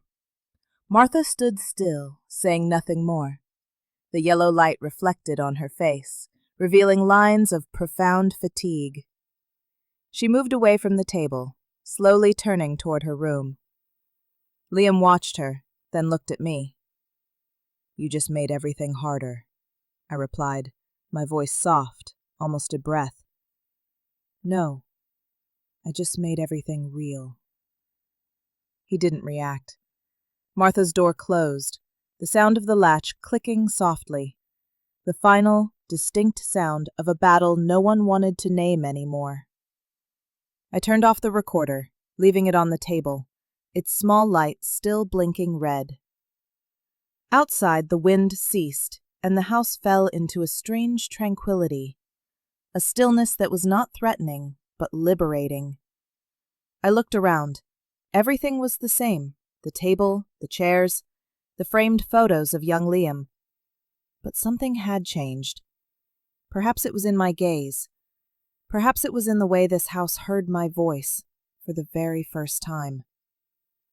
I poured myself a cup of tea, the steam rising faintly, reflecting the weak light. And in that delicate mist, I knew. From the moment the clock stopped ticking, the one being judged had changed places. That morning, sunlight filtered through the curtains, but the house remained as cold as the night before. I was tidying the dining table, wiping the dried watermark on the wood, the trace of the silent, endless dinner. The faint sound of the kettle boiling echoed in the kitchen, steady and familiar, like the single breath holding me to reality. Liam came down the stairs, his shirt rumpled, his hair messy. He didn't look at me. There was only the sound of his heavy, labored breathing. I knew something was waiting to be said. like a dark cloud that had been hanging for days. "We have to stop this, Grace," he began, his voice hoarse. "Stop what?" "You know what." He turned back, his voice rising. "The recording game, the way you're confronting Mom, everything. You're destroying everything." The sound shattered in the kitchen, hitting the walls, falling onto the tiled floor. I stood still, rag still in hand, my heart slowing like freezing water. "No," I said, softly but clearly. "No?" He let out a short laugh, a mixture of anger and despair. "My mother cried all night. Do you know that? You made her feel betrayed in her own home." I put the rag down, looking at him, my voice calm enough to surprise even myself. "No, I'm just rebuilding myself." Liam froze. The light shone on half his face, leaving a shadow on the rest. "Listen to yourself, Grace. You are not the person I married." "Maybe not," I replied, "because the person you married was silent enough that she couldn't even hear her own voice." He stepped closer, his voice strained. "When did you change? Since that therapist friend got involved? Or since you started believing everyone is against you?" I looked at him, breathing slowly. "Since you started letting your mother speak for you in everything." In that moment, we stood opposite each other. Two people who once called themselves us, now like two worlds, separated by a deep rift that no one wished to dig, but that still existed. He grasped my shoulder, not hard, but enough for me to feel the full extent of his confusion in his hand. "Grace, I don't recognize you anymore." "Good," I said quietly, "because the person you used to recognize is gone." Liam stepped back, his eyes showing a mix of anger and fear. "You're driving me insane." "No, Liam," I replied softly. "I'm just making you see what you always avoided." He turned away, grabbed his jacket, and walked quickly toward the door. "I can't talk to you when you're like this." I didn't stop him, just stood watching. As his hand gripped the doorknob, he paused for a second, as if wanting to say something, then refrained. And then, the sound of the door slamming echoed like a punch. The sound resonated through the hallway, shaking the whole house, making the glass cups on the shelf tremble slightly. After the door slammed, only emptiness remained, vast, silent, and cold. I sat down on a chair, looking at the still hot cup of tea, the steam obscuring everything around me. In that haze, I saw myself, small, tired, but still here. I lifted the cup, taking a deep breath. The scent of silver tea wafted out, slightly bitter. No voices, no footsteps, only the sound of my own heart, slow and steady. The rhythm of someone finally staying with herself, for the first time for no one else. The kettle began to boil, first a low, steady sound, then quickening like a breath held too long. I remained seated, unmoving. The blue gas flame cast a trembling light on the wall, the spots of light seeming to want to speak. No Liam, no footsteps. Only the heat and the sound of the water boiling, louder, faster, until the water spilled over the spout, falling onto the steel stovetop, sizzling like a burn-on skin. I watched the water drip onto the floor, rolling, forming a faint streak of light. The sound was both tiny and persistent, like the whisper of the house itself, speaking the words I never managed to say. I didn't turn off the stove. I just sat there, watching the steam rise, coiling and dissolving into the air. Each surge of white vapor ascended as if it had a soul, as if crying out, or perhaps singing, the music of things suppressed for too long. The steam grew so dense I could no longer clearly see the kettle. Everything blurred, leaving only the boiling sound and my heartbeat. I felt as if I myself were dissolving into that vapor, light yet painful. A drop of water spattered my hand, a hot sting. I flinched, but still didn't take my eyes off the flame. Something inside me was exploding, yet silently. Part of me wanted to scream. The other part just wanted to watch everything burn, to prove that I still existed. I whispered softly, almost inaudibly, "Perhaps to burn is also a way to be seen." The words echoed, dissolving in the steam, and then vanishing. But I heard them reverberate from somewhere deep, from the deepest part of my heart, where for so many years there had only been silence.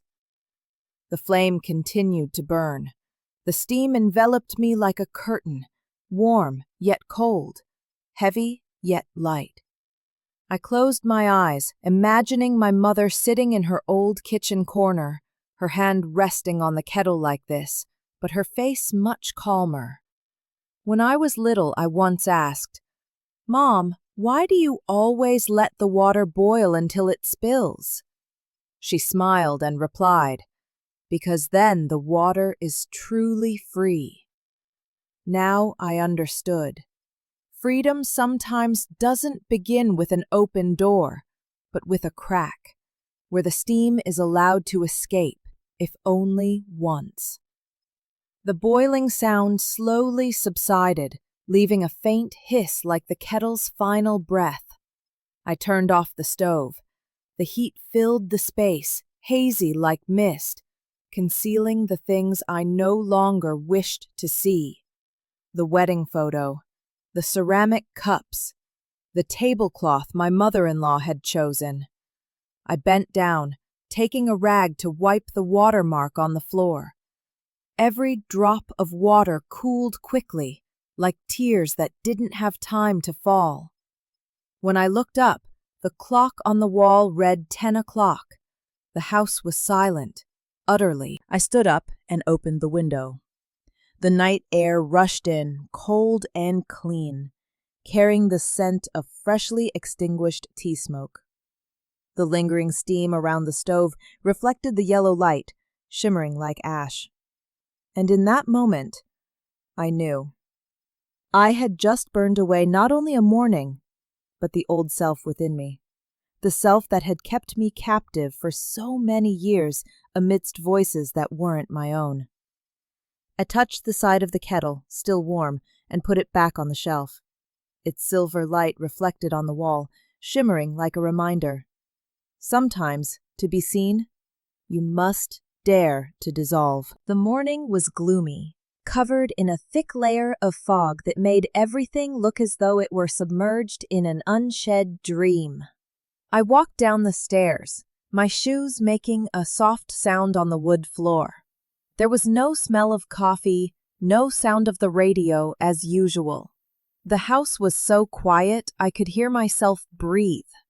I packed my belongings, not much, a few sets of clothes, a small notebook, and essential documents. I left the rest untouched, as if they had never truly belonged to me. On the counter, the silver kettle sat, shimmering in the weak light that managed to seep through the curtains. I looked at it for a long moment, then gently tucked it into a cloth bag.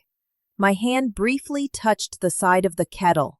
The coldness of the metal made my heart slow, both painful and clear. I zipped the bag shut, hearing the sharp zit sound. In that small noise, I realized every departure begins with a simple action like this. As I walked into the hallway, Martha stood blocking the door.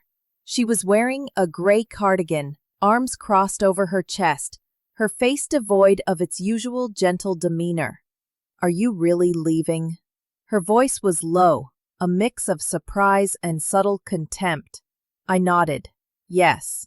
She looked at my bag, her gaze stopping where the fabric was slightly bulged. "What are you taking that for?" "Because it's mine." She frowned. I thought you understood that nothing here is truly yours." I didn't answer. I just gripped the bag strap tighter. Martha took a step forward, her eyes as sharp as a blade. "Grace, you are making a mistake. You will hurt Liam. You will regret this." I looked straight at her. My voice wasn't raised, but every word felt like a nail driven into the floor. "Maybe, but at least, this time it's my decision." She paused just for a second, then laughed. The laugh was light, dry, like a shell cracking. "Your decision? That's hilarious. No one leaves this place without coming back." I replied quietly, "You're right. But some people, when they come back, they are no longer the same person." She was silent. A long, taut pause, like a string about to snap. I stepped back, touching the doorknob. It was cold, smooth, and real. She still stood there, watching me without blinking. I added, light as a breath, "You want to win? Keep this house. But I will keep the only thing you can't have, my right to decide for myself." Her face briefly tightened, but she said nothing. I opened the door. The cold air rushed in, carrying the smell of pine and damp earth. A strand of my hair flew lightly, brushing my cheek. Behind me, I heard her footsteps approach, then stop right at the threshold. "Grace," she called, her voice low. "You are so much like your mother, stubborn and lonely." I turned, half smiling, half sad. If so, I think I'll manage to survive. I stepped onto the porch. The faint morning light broke into silver strips. In my bag, the kettle gently knocked against my hip, the tiny sound like an echo of confirmation. I didn't look back. Not out of pride, but because I knew if I turned around, I would forget the reason I was leaving again. The door behind me subtly rattled as the wind blew, but I knew. This time, it was no longer a place to return to. I pulled the door shut. The hinges squeaked softly. Then the door closed completely, separating me from the familiar warmth, a warmth that was no longer meant for me. A draft slipped through the crack. The house gave a faint sigh, the sound thin but audible, like the breath of an ancient organism that had just witnessed another farewell. I stood still for a few seconds, listening.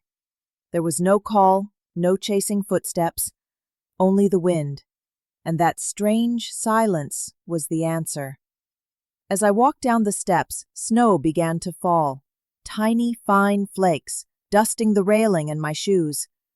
Each step left a faint imprint, quickly erased by the wind, as if it had never been there. I opened the car door and got in. The space was freezing, my first breath turning into a thin plume of smoke. I started the engine, hearing the motor turn over, vibrating slightly like my own heart. Through the glass, I saw the lights inside the house were still on. The curtain swayed gently, a shadow flickering behind the white fabric. It could be Martha standing there, or just the illusion of reflected light. I didn't need to know anymore. I shifted gears and the car rolled onto the thinly snow-covered road. The headlights reflected silver like steam, sliding along the surface, hazy like a shimmering ribbon in the night. The tires crunched on the snow, a crisp, evenly distributed sound, each one a slow, deliberate heartbeat, moving further away, further away. On both sides of the road, the houses were still, yellow lights streaming through the windows, looking like old photo frames of the life I once wanted, normal, warm, where no one had to ask permission to be themselves. I gripped the steering wheel, my fingers numb with cold, but my heart warming up little by little. Not from the heater, but from knowing I was leaving, truly leaving. I thought of my mother. She once said, "When a door closes, don't be afraid of the sound it makes. That's just the sound of freedom beginning." Back then, I didn't understand. I thought freedom was laughter, a wide sky, grand things. Now I know. Sometimes, Freedom is just being alone in a car, in the falling snow, with no one calling, and no one telling you how to live. On the passenger seat, the cloth bag shifted gently with the movement of the road. I softly unzipped it. The light from the dashboard shone in, reflecting off the silver kettle, making it sparkle. The steam in my memory reappeared. The hazy mornings, the times I brewed tea to forget, the drops of boiling water spilling over like repressed anger. But now, that image no longer made me tremble. I reached out and gently touched the kettle, smiling. "We're free," I whispered. The wheels rolled over the small bridge. Below the river, the water was frozen, reflecting the car lights in a long streak, like a path leading out of the darkness. In the rearview mirror, the house gradually disappeared. All that remained was the vast white space of the snow and the road opening up ahead. I rolled down the window, taking a deep breath. The air was bitingly cold, but its smell was real. The smell of newness. The smell of the first time I no longer needed permission to exist. As the car turned onto the ramp, I turned on the headlights, the light spreading far, illuminating the falling snow. A strange feeling washed over me, both light and painful, yet purifying. I looked straight ahead, and I knew I would not turn back. Because sometimes, freedom begins with a closed door.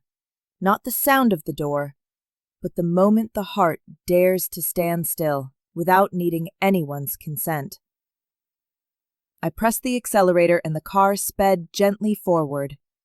Snow covered the rearview mirror, erasing the final image of the house behind me. Ahead, the road opened up, white, silent, and endless. My new apartment was small, but bright and quiet. The walls were white, flat, and clean as an unwritten page. A large window opened onto the park across the street, where in the morning a few joggers ran and sparrows pecked at crumbs on the benches. Whenever the wind blew, the tree leaves shimmered, rustling as if whispering things I didn't yet know. I brought in my few belongings, a suitcase of clothes, a small potted plant, and the old cloth bag. As I placed it on the floor, the silver kettle inside made a soft, metallic sound, reminding me that it was still here, with me, through everything. I opened the cupboard, found a regular kettle, filled it with water, and turned on the stove. I made tea. The water boiled perfectly, not overflowing, not cool. The small blue flame cast a soft light on the wall. The steam rose, no longer rushed and stifled as before, but light, leisurely, steady as a breath.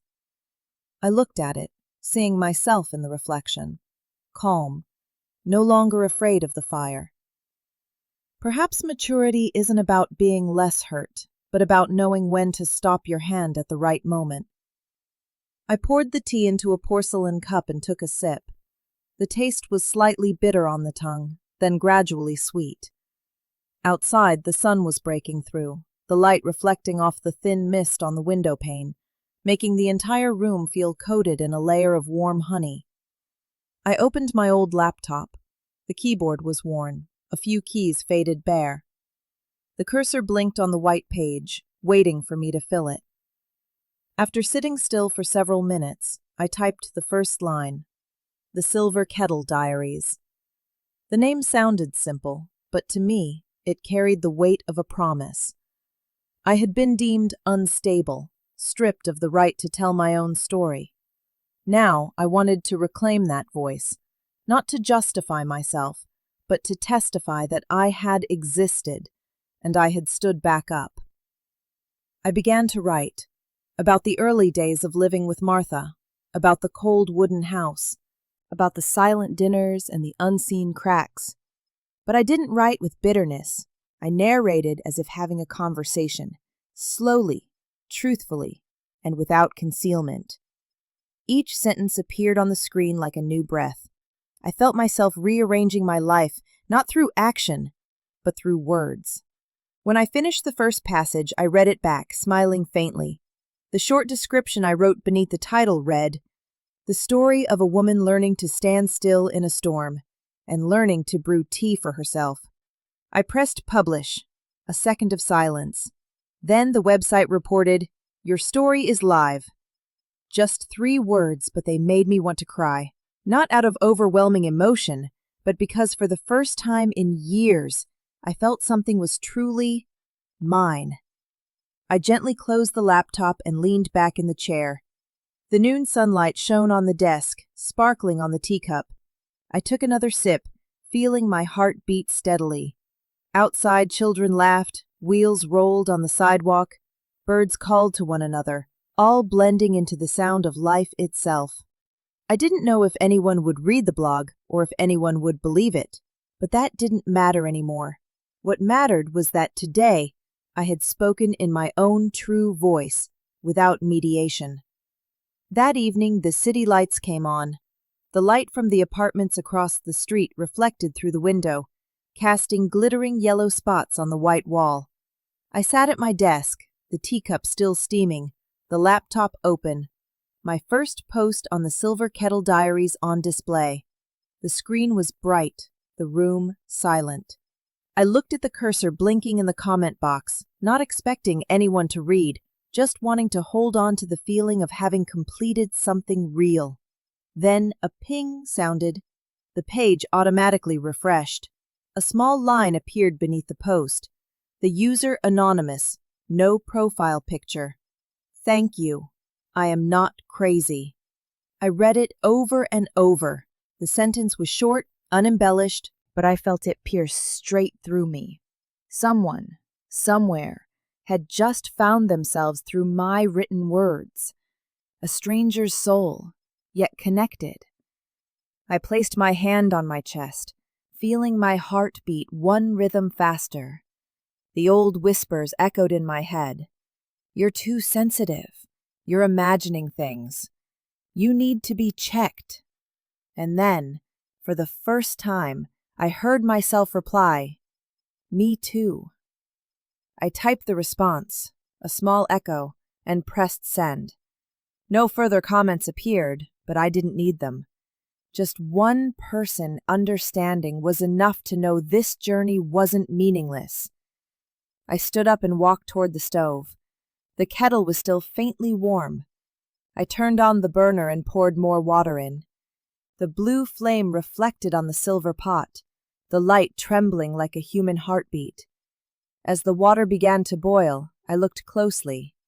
The steam rose, thin and soft, wrapping around the air like silk ribbon. The vapor reflected my face, warm, confident, alive. It was no longer the blurry face I used to see in the old house mirror, no longer the eyes of fear or confusion. For the first time in years, I realized the woman in the reflection was truly myself. Not perfect, not invincible, but real. I turned off the stove, pouring tea into the cup. The scent of mint spread through the small kitchen, blending with the night air. I carried the tea back to the desk, placing it beside the still-lit laptop. In the corner, the comment, "Thank you, I am not crazy," remained, quietly, like a small streak of light against the dark background. I lightly touched the keyboard, not typing anything more, just letting my hand rest. Celeste's sentence echoed in my mind. "I need to know I'm not losing my mind." And now, I didn't need anyone to answer anymore. Outside the window, the park was bathed in lights. A woman walked her dog, occasionally stopping to look at the sky. I thought, perhaps somewhere, she too was trying to breathe life back into herself. Slowly, deeply, and genuinely. I took another sip of tea, the warmth spreading, soaking into my throat. No more fear. No more asking permission to find peace. Just natural tranquility, needing no proof. In the corner of the kitchen, the kettle cooled. but still reflected the warm light like a small, unextinguished flame. I looked at it and smiled. The journey is still long, but now I have a place to start anew. Not a house, but a breath. And in the faint mist, I heard myself whisper, ever so softly, like a small prayer sent to the past, "We're still here." That morning, the wind blew hard through the trees outside the park. Dry leaves circled, like fragments of memory refusing to settle. When I stepped into the hallway, a cream-colored envelope lay neatly in the mailbox. There was no message, just a single printed name, Liam Holloway. I picked it up. The paper was slightly thick, a faint scent of his cologne still clinging to it. For a moment, I felt my hands tremble, but not from emotion. It was the realization that I no longer belonged to the person who had written that name. I went inside and placed the envelope on the desk.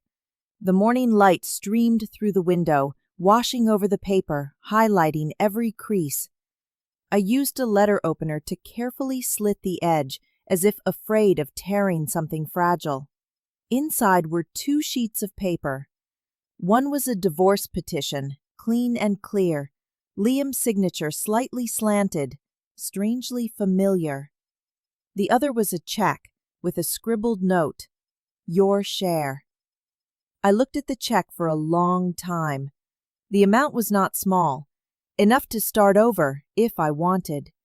But what made me stop was the way he'd written it. Your share. I asked myself, which share? The share of time I sacrificed? The share of silence I endured? Or the share of my heart that was broken and could not be mended? I sat down and took a pen. White paper, black ink. My hand didn't tremble anymore. I wrote very slowly, each word clear, even and steady. No one can divide freedom. Nothing more. No need for explanation, no need for justification. I folded the note and slipped it back into the envelope, along with the check. As I sealed the letter, I felt something within me closing. Not painfully, just quietly settling. I walked outside and mailed it at the post office on the corner. The clerk took the letter and asked, "Priority mail?" I smiled. "No need. It'll find its way." On the way back, the sun slanted through the trees. I walked slowly, each step as if learning how to touch the ground again. Every breath smelled of the present. No more old tea, no more kitchen smoke, just real cold air. When I opened the apartment door, Celeste was already sitting on the sofa, a cup of coffee in her hand, smiling. "He sent it?" she asked, her gaze knowing and gentle. I nodded, taking off my jacket. "Yes, the papers and the check." Celeste put her cup down, tilted her head, and said softly, "You're different." I chuckled, but felt a lump in my throat. "How am I different?" "In the way you don't tremble when you talk about him. In the way you set the check down without looking back." I sat down next to her, gripping the still warm teacup. "Maybe," I said. "Or maybe I'm just tired of trying to appear strong." Celeste shook her head, her voice tender. "No, this isn't strength. This is normal, something you've never had before." I looked out the window. The wind was still blowing, but not harshly. The children were chasing each other on the grass, their laughter echoing into the small room. I suddenly thought, perhaps sometimes you don't need to defeat anyone. You just need to stop losing to yourself. Celeste gently touched my shoulder. "You did it, Grace. Do you know that?" I didn't answer, just nodded. Inside, I felt something like a small stream of water, not noisy, not rushed, but flowing true. I reached for the silver kettle, pouring more tea, the steam rising, blurring the space between us. And for the first time, I didn't see the past as a wound anymore, but as a lesson on how to keep my hand steady while pouring. Celeste looked at me, her eyes bright and calm. The evening light streamed through the window, reflecting onto the teacups between us, the steam rising slowly like unspoken words. I gently stirred my tea, the sound against the porcelain a faint, thin chime. After a moment, I spoke, my voice even, neither high nor low. I don't need to win. I just need peace. Celeste smiled, the smile of someone who had survived destruction and understood that victory is sometimes just sitting alone with yourself, no longer afraid. Peace, she said softly, is the quiet that doesn't ask for anything. I nodded. Maybe that's what I was looking for all along. We both fell silent. It wasn't the heavy silence of the old days, but a silence that knew how to breathe. Outside, the wind gently stirred the curtains, creating a pleasant rustling sound. The scent of tea filled the small room, clean, like a memory that had been washed pure. We drank our tea together. No one spoke another word. There was only the sound of breathing, the clink of spoons against cups, and the steam tracing soft white streaks in the air. I looked through the haze, seeing Celeste's face blur, then sharpen again, as if no words were needed between us. In her eyes there was no pity, no instruction, only the quiet empathy I had longed for throughout my years in that wooden house. We sat like that, two women, two different stories, finding a common ground. We had both learned how to stand up without having to be angry. Time passed without my noticing. The tea cooled, but my heart felt warm. I leaned back in the chair, taking a deep breath. In that small room, I felt there was nothing left to prove. No need for validation, no need for an apology. For the first time, I felt I was enough. Not because someone said I was good, or because the world had suddenly become kinder, but because I stopped being my own enemy. I had run, fought, and strained to be believed that I was right, but in the end, all I truly wanted was to be still, to sit in a small kitchen, pouring tea with my own hands, and feel at peace. Celeste stood up, reaching for her coat. "You'll be okay," she said, her voice light as the wind. I nodded. "No, I am okay." She smiled, touching my shoulder. "That's better." When the door closed behind her, the room fell into silence again, but it was no longer the terrifying emptiness it once was. I walked toward the stove, touching the silver kettle. The metal was still slightly warm, reflecting my image, not sharp, but bright enough to show the light in my eyes. Outside, the sun was setting. The last light of the day spilled onto the tea table, casting a soft, honey color. I poured a little more hot water, letting the steam rise, mingling with the old tea aroma. In that vapor, I saw a change in myself. Not a new person, just the old one who had learned how to breathe slower, live lighter. I put the teacup down and smiled to myself. No more debts to anyone. No more need to retell the story to be believed. Just warm tea and a quiet evening, where finally, nothing needed to be proven. Late in the afternoon, the last light of the day slanted through the large glass panes of the supermarket. The air smelled of cold metal, mixed with the scent of freshly baked bread and the subtle aroma of dry tea leaves from the aisle.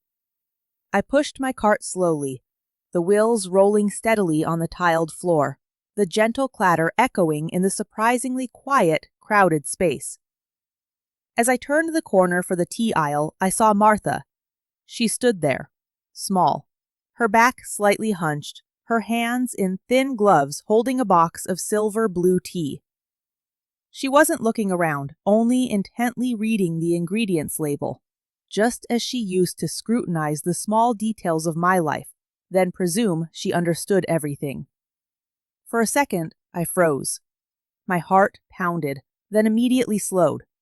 It wasn't fear, but the shock of realizing that an old chapter of my life still existed, just in a normal aisle, amidst strangers.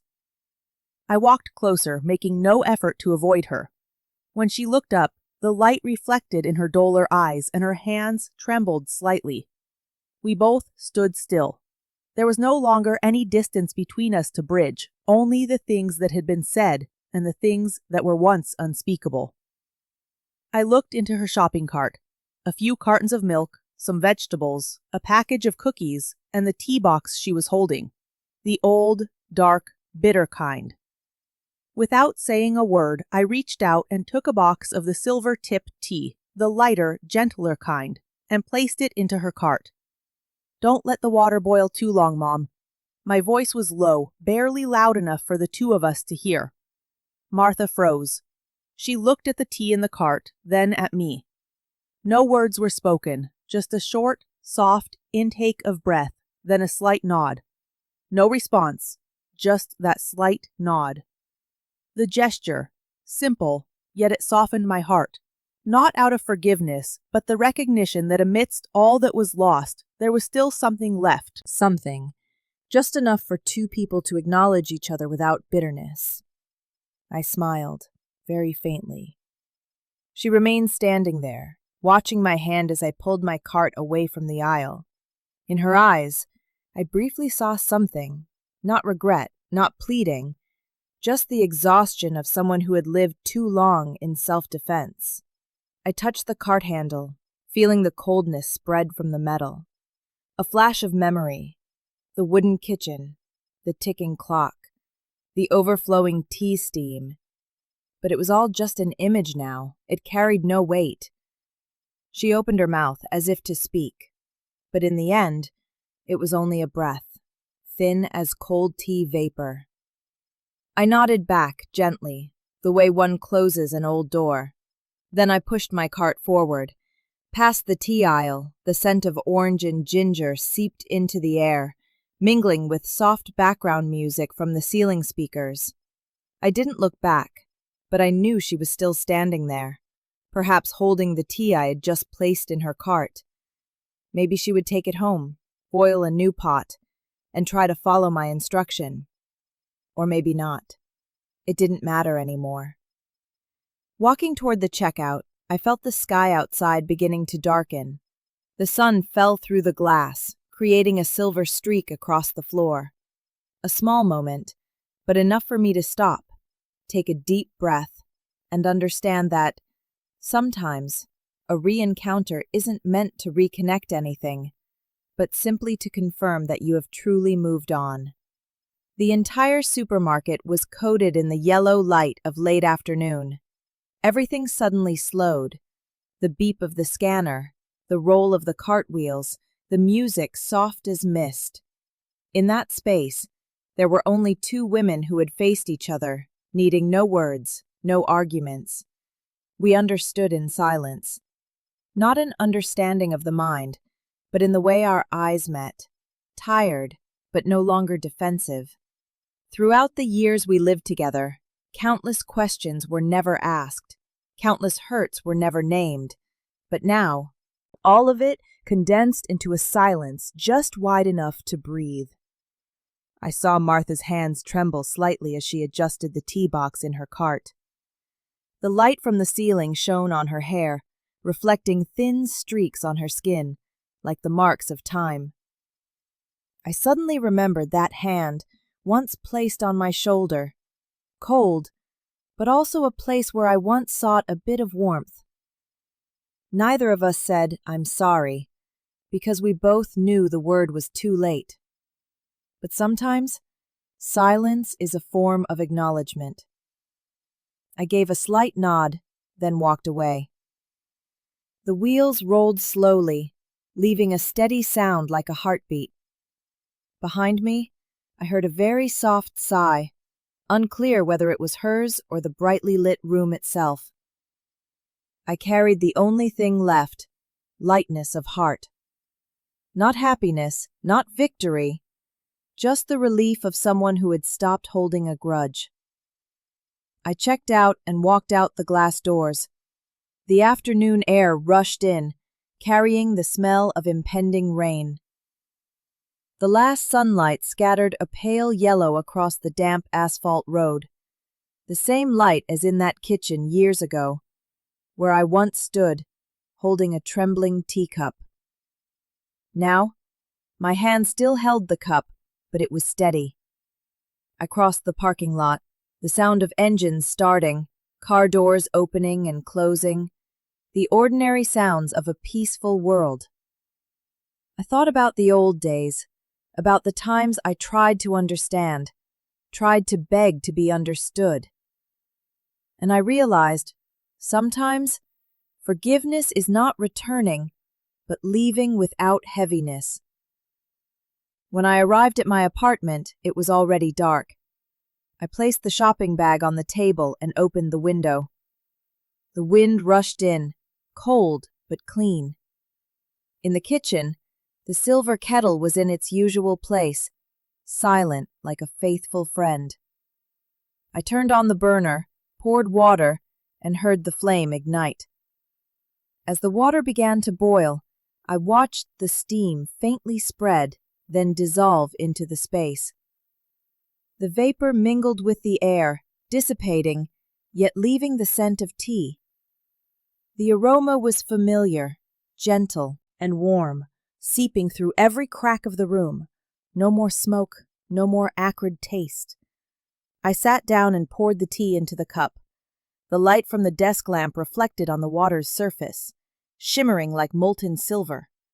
I took a sip, feeling the warmth spread down my throat, reaching my heart. I thought of Martha. Perhaps she, too, was brewing tea, in the old house, with the same silver tea leaves. Maybe she let the water boil a little too long. Or maybe, this time she remembered my instruction. I leaned back, smiling softly. No anger rose anymore, only a strange sense of gratitude. Grateful for the pain, the fear, the desire to run away, because those very things had taught me how to sit still now. Outside, the city gradually sank into the night. The wind blew, gently swaying the curtains. In the faint yellow light that remained, the tea vapor still lingered, like the final breath of the day, silent and enough.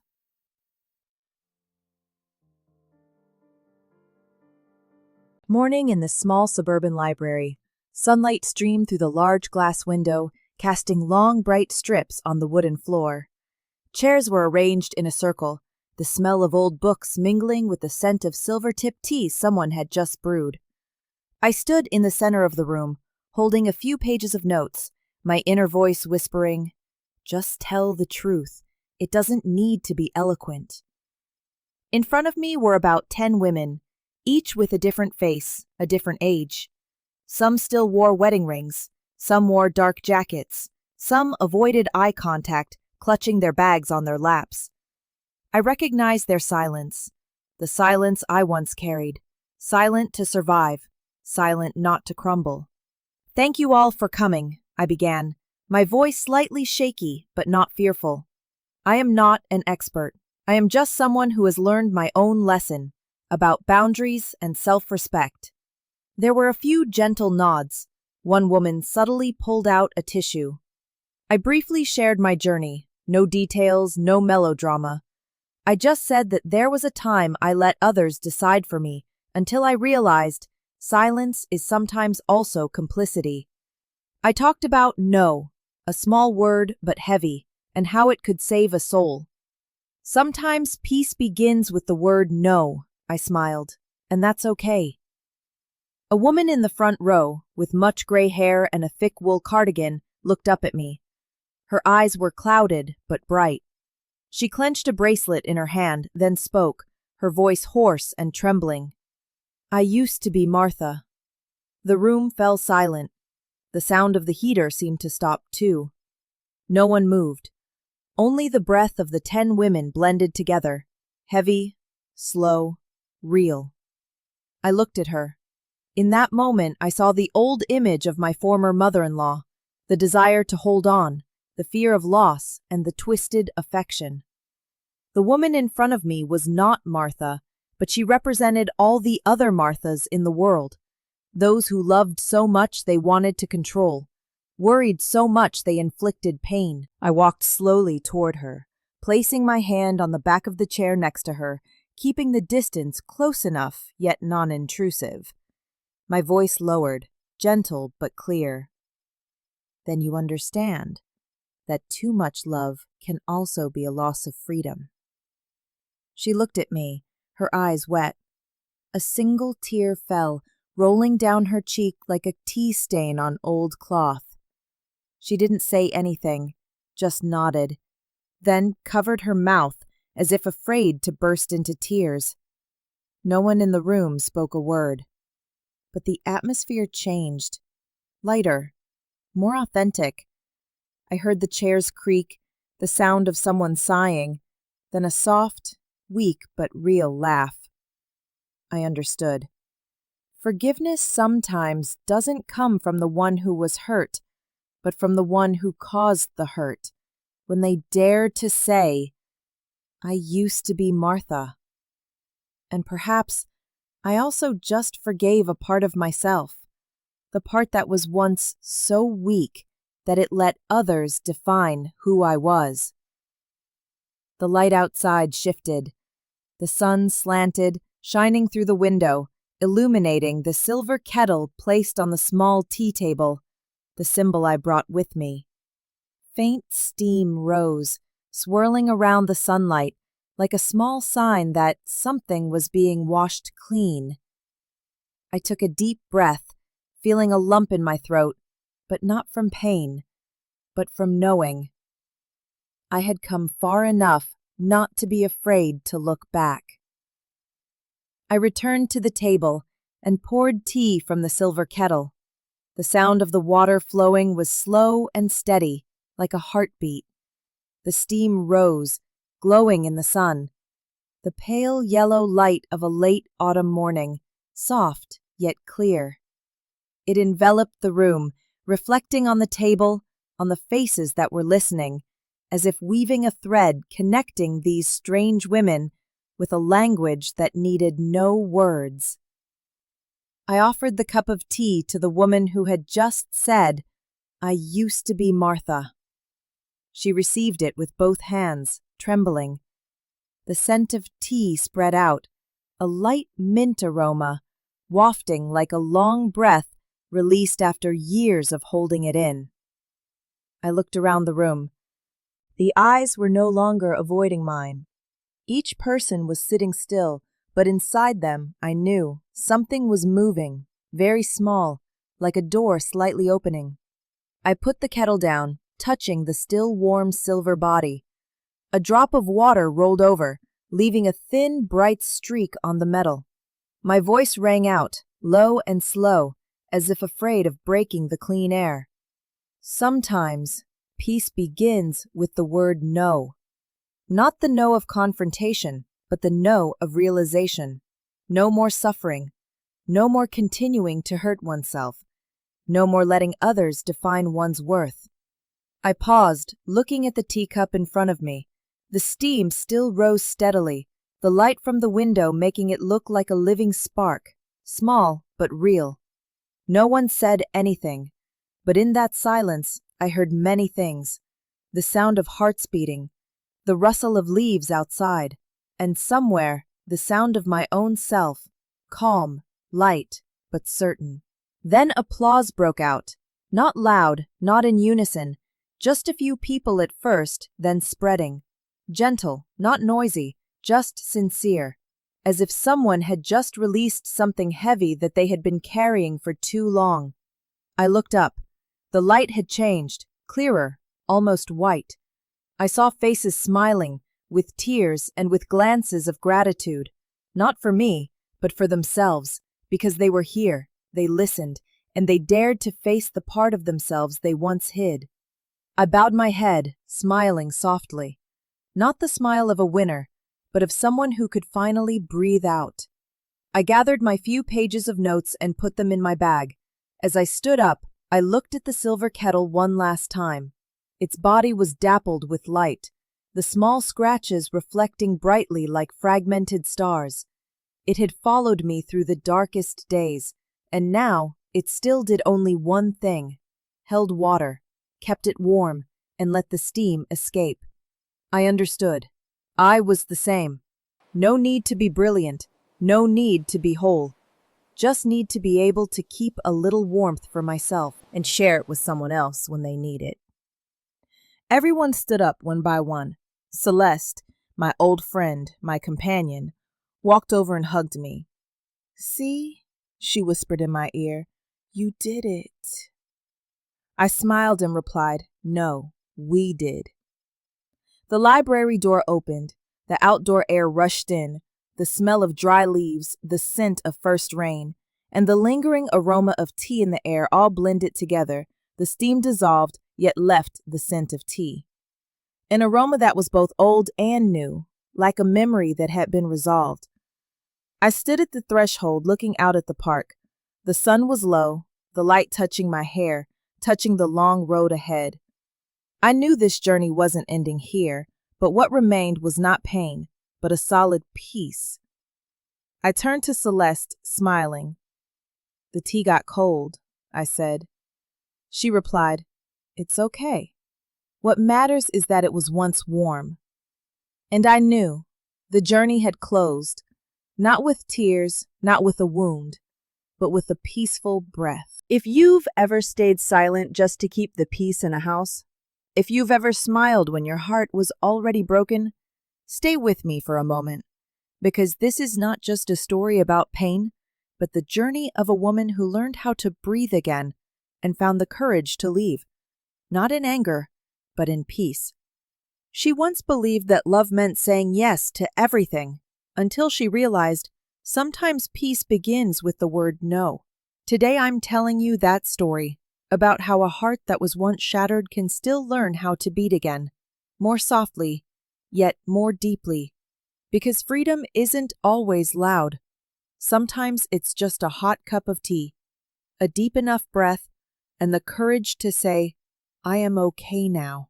If this story resonated with you, leave a comment below. And don't forget to subscribe so that every week we can listen together to more journeys about self-respect, letting go, and how people who were once hurt still find their own light.